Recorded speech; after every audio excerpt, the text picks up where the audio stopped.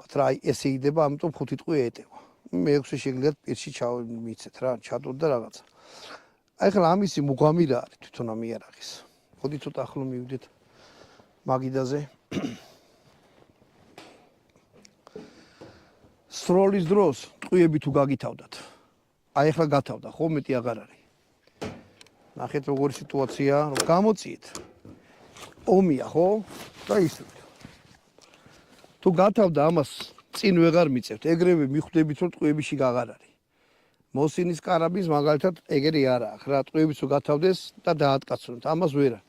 თუ გინდათ რომ მე ეს წინ მიწიოთ, აქ უნდა დააწვეთ აი ჩხის, აი ესე და მე მიდის წინ. აი ესეთი რაღაცა. ანუ გამოწიეთ ბოლომდე წინ აღარ მიო თუ გათავდა ტყვიები. აი ეგ აქ ამას თავის მუღამი. კიდე მოსინის იმას შევადაროთ, იმიტომ რომ მაშინ საბჭოთა არმია იყო მოსინის კარაბინებით შეერაღებული.